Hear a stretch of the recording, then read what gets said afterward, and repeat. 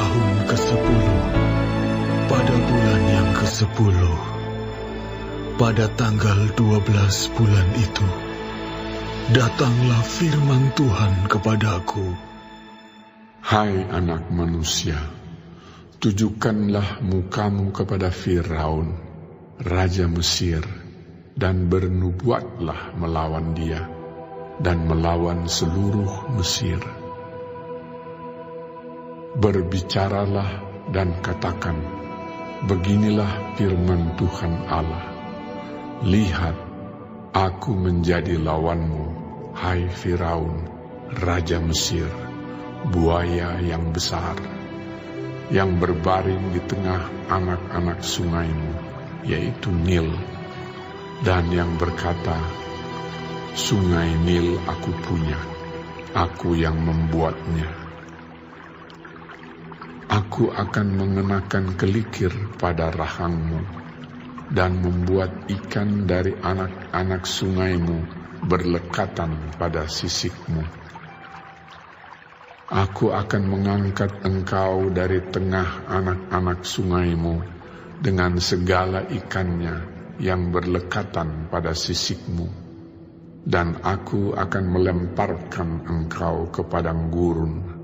Ya, engkau dengan segala ikan anak-anak sungaimu.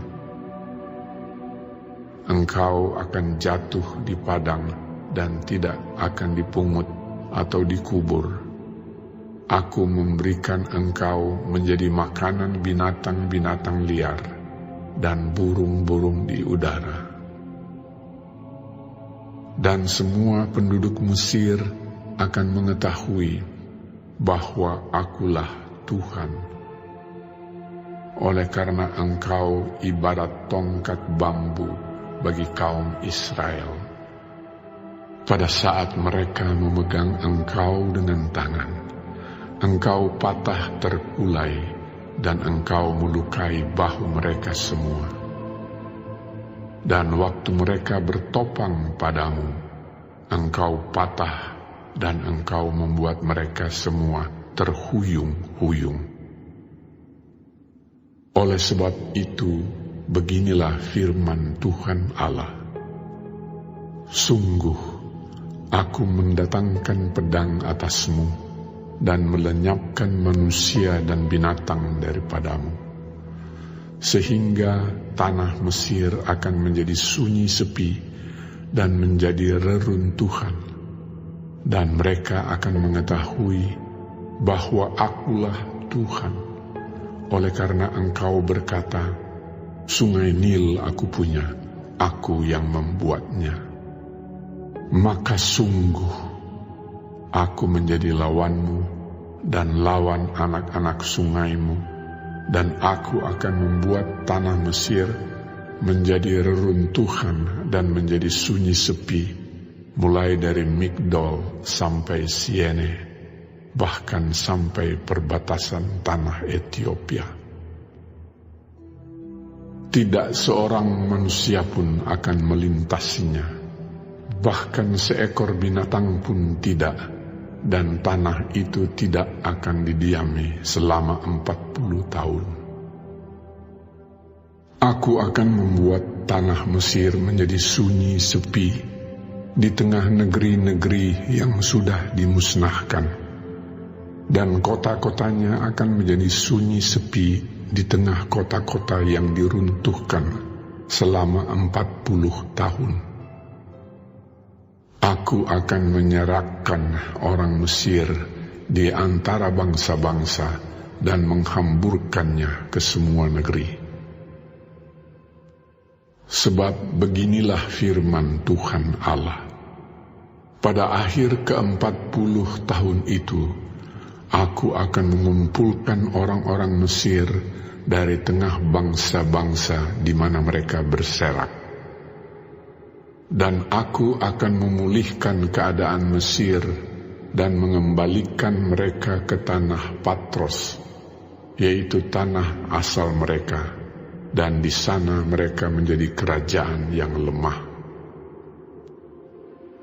Di antara kerajaan-kerajaan, ia akan yang paling lemah, dan tidak akan dapat meninggikan dirinya lagi di atas bangsa-bangsa lain. Aku akan membuat mereka begitu lemah, sehingga mereka tidak akan memerintah bangsa-bangsa lagi.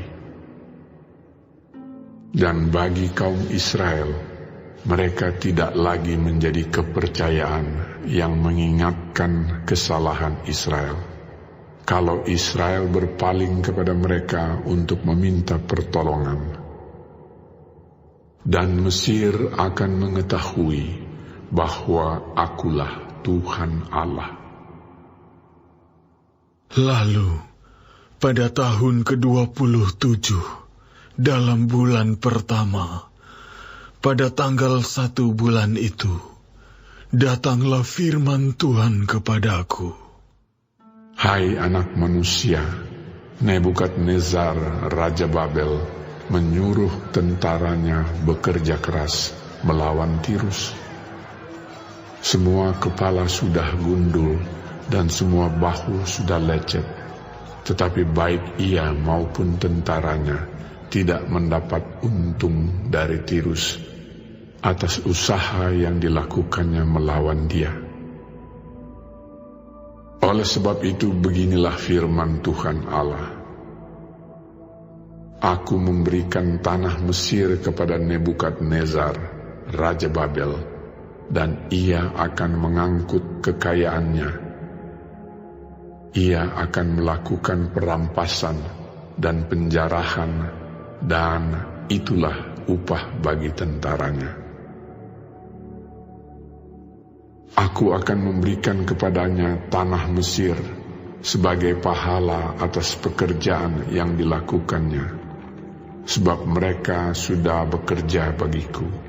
Demikianlah firman Tuhan Allah. Pada hari itu, aku akan menumbuhkan tanduk bagi kaum Israel dan membuat engkau dapat berbicara lagi di tengah-tengah mereka. Dan mereka akan mengetahui bahwa akulah Tuhan.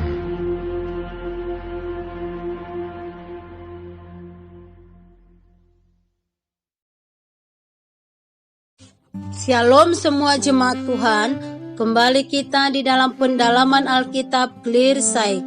Sekarang kita sudah memasuki kitab Yehezkiel 29. Tuhan Yesus memberkati. Kebesaran Mesir dan kesombongannya adalah awal kejatuhan. Di pasal 29-32 penuh nubuatan mengenai Mesir. Mesir memiliki peranan penting dalam pencaturan politik internasional pada saat itu. Menurut Yehezkiel, Nebukadnezar adalah tangan kepanjangan Allah untuk menghukum Yehuda yang terus-menerus melawan Allah. Firman Tuhan ditujukan kepada Firaun yang mewakili segenap bangsanya. Tuhan menghukum Firaun sesuai perkataannya sendiri yang dilukiskan oleh Yehezkiel sebagai buaya besar yang berbaring di sungai Nil di dalam ayat 3. Dengan demikian, Tuhan akan membuat nasibnya sama seperti buaya besar yang dikenakan kelikir di rahangnya di ayat 4-5. Pada saat itu, semua penduduk Mesir akan mengetahui bahwa tangan Tuhan telah turun atas mereka, tetapi akan dipulihkan walau tidak dalam kejayaan sebelumnya, di dalam ayat 13-16. Firaun akan menjadi lemah karena Allah sebenarnya yang berkuasa atas mereka. Melalui semua itu, Allah ingin menunjukkan bahwa dialah Allah yang berkuasa atas Mesir dan seluruh bangsa. Dialah Allah yang harus disembah. Mesir akan dikalahkan oleh Babel. Babel menjadi tangan kanan Allah untuk menunjukkan kuasa Allah sebagai pencipta dan penguasa dunia yang berdaulat terhadap siapapun yang melawan dia. Mesir adalah lambang kekuatan dan kejayaan pada zamannya. Namun dilihat manusia bukanlah kekuatan sebenarnya. Allah adalah sumber kekuatan sejati yang abadi, kekal dan absolut. Di dalam Yesus Kristus, kehadiran Allah yang Maha Kuasa itu telah nyata kita dipanggil untuk tunduk pada kekuatan dan kehadiran Allah. Amin. Tuhan Yesus memberkati.